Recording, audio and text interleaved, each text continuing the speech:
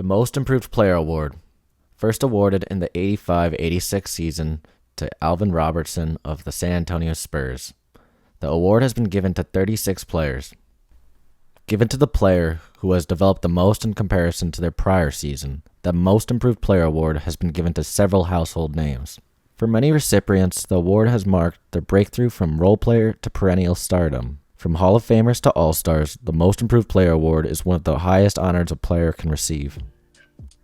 With the NBA season nearing its end, two players stand out as the front-runner for Most Improved Player. First, I want to acknowledge Ja Morant, who, although won't win MVP, in my opinion provides the most values to a Grizzlies team who nobody thought would be holding the second seed in the West. In the 2021 NBA season, Morant averaged 19, 7, and 4. This season, his numbers have improved to 27, 7, and 6. While Morant will almost certainly win Most Improved Player, a dark horse has emerged from the Portland Trail Blazers. From the jump, Anfernee Simons had NBA superstar written all over him. Simons first played at Edgewater High School in Orlando, where he averaged 18, 5, and 2. As a junior, Simons transferred to Montverde Academy, but after coming off the bench, he returned to Edgewater, reclassing where he would average 24, 7, and 4, with the addition of 2 steals per game. In 2018, Simons attended IMG, where he was rated as a 5-star recruit and 7th best player in the 2018 class. At the age of 18, Simons planned to attend Louisville, but ultimately decommitted and later declared for the 2018 NBA draft. Heading into the 2018 NBA draft, only 2 other players had been drafted straight from high school since 2015, and with the 24th pick in the 2018 NBA draft, the Portland Trail Blazers select Anfernee Simons from Altamont Springs, Florida. Before diving into Simons' time with the Blazers, it's important to see where the Blazers stood as an organization. The 2011 NBA season. It began with a lockout due to the previous collective bargaining agreement expiring in the offseason. For those of you who don't know, the CBA is an agreement that sets out the conditions regarding salaries, training, health and safety, and other terms agreed upon by the commissioner, at the time, David Stern, and the National Basketball Players Association, headed by President Derek Fisher. During the lockout, players and staff could not access team facilities, and teams could not trade, cut, or sign players. Due to talks negotiating a new agreement, the 2011 season was shortened to 66 regular season games. The season began on Christmas Day and ended up with a finals matchup between the Oklahoma City Thunder and the Miami Heat. LeBron would win his first ring after falling to Dirk and the Mavericks the season before, spoiling his inaugural season with D. Wade and Chris Bosh. However, the 2011 season for the Blazers went very differently. Trailblazer cornerstone LaMarcus Aldridge would notch his first NBA All-Star appearance, but that would be the only bright spot for a Blazers team that would finish 28-38, firing head coach Nate McMillan halfway through the season.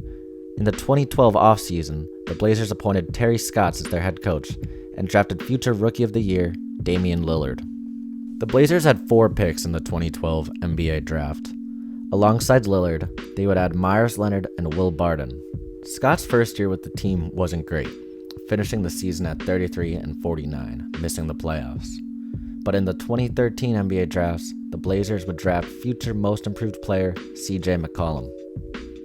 In Scott's second year with the Blazers, the team improved drastically, finishing 54-28, which set them up with a first-round matchup against James Harden and the Houston Rockets.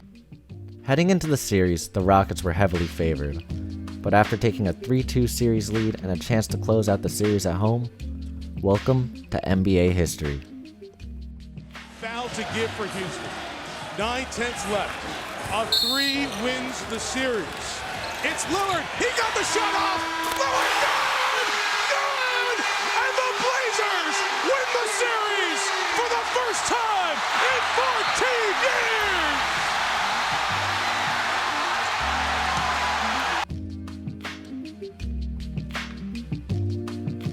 The Blazers would fall in 5 games to the San Antonio Spurs, who would go on to win the championship. After their first postseason victory in 14 years, the Blazers appeared to be on the rise behind a youthful core with no shortage of star power. In In the following 2014 NBA season, the Blazers looked to run it back, with the core of Lillard, Aldridge, Batum, and Wesley Matthews. The Blazers would finish 51-31, topping the division and earning them a first-round matchup against Zebo and Gasol's Memphis Grizzlies. The Blazers would drop the first 2 games at home, en route with 4-1 first-round exit. Following a disappointing first-round exit, the Blazers had heavy decisions over Nick Batum and LaMarcus Aldridge in the offseason. Aldridge would end up leaving, wanting to win a championship with the San Antonio Spurs. The Blazers would also let go of Nick Batum, who would end up receiving a massive 5-year, $120 million contract from the Charlotte Hornets.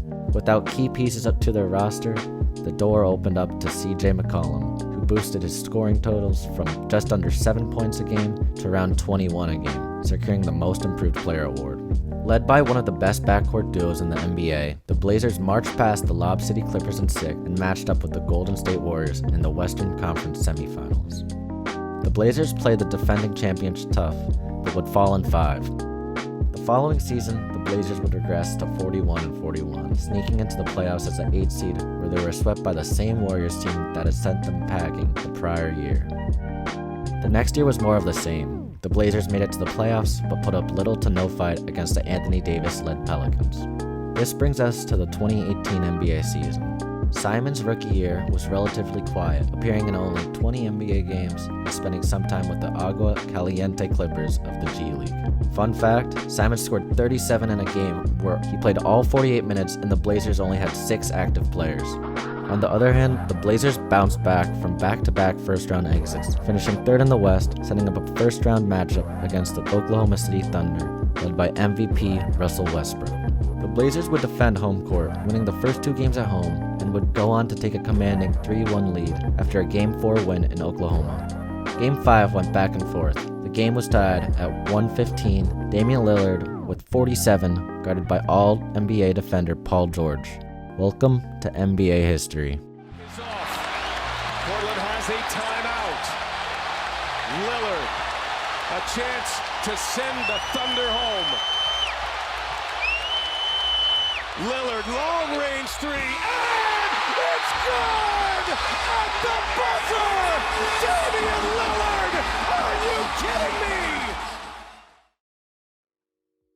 In the Western semifinals, the Blazers matched up against Jamal Murray and Jokic's Nuggets in the second round, defeating them in 7. Finally breaking through and reaching the Western Conference semifinals, the Blazers had all the confidence and momentum to make it to the finals. There was one problem though, one of the best teams in NBA history. The Warriors would sweep the Blazers once again, ending a historical season for Lillard and the Blazers. With the core of Lillard, McCollum, and Nurkic, the Blazers were in NBA's no man's land. Not good enough to win, but too good to tank. The Blazers were bounced in the first round by the LA Lakers in the bubble and would lose in the first round the following year to the Nuggets in 6. After years of falling short in the playoffs, the Blazers finally parted ways with head coach Terry Stotts. Stotts is a good NBA head coach, fired by Blazers management as a fall guy for an organization without the big market to bring in big-name free agents. Almost all of the players who've revitalized the Blazers in the 2010s have been homegrown, and the organization would take the same approach heading into the 2021 NBA season. Committing to rebuilding, the Blazers shipped off Norman Powell, who averaged around 20 a game, to the Clippers. They would also ship off Dame's backcourt duo partner, CJ McCollum, to the Pelicans for picks and Josh Hart. Without CJ and Powell, Anfernee Simons would finally get the opportunity to play significant minutes aside Damian Lillard. As a starter, Simons immediately made an impact. Since January, he's been averaging just under 24 a game and 5 assists. From the prior season, Simons averaged just under 8 a game and 1 assist. His overall numbers from the season amount to just over 17 a game and 4 assists. With the departures of CJ McCollum and Norman Powell, many thought the Blazers would regress significantly. Even with their lead player, Damian Lillard, injured, Simons has stepped up numerous times, leading the Blazers to wins over the Lakers and Knicks on national television, as well as wins over Giannis and the Bucks and Morant and the Grizzlies. As of recently, Simons went down with a quad injury, and his loss was immediately felt.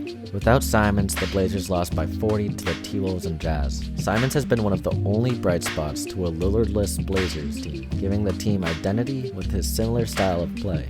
Although the Blazers are rebuilding, Simons has given them a lot to consider in the offseason. With Damian Lillard's future up in the air, the Blazers front office needs to figure out how to add star power to a small market team through either the draft or a trade. With Simons looking like an NBA superstar, the Blazers could be back sooner than expected. With the core of Damian Lillard, Anfernee Simons, Josh Hart, and Yusuf Nurkic, the Blazers are only a few pieces from making serious noise for years to come.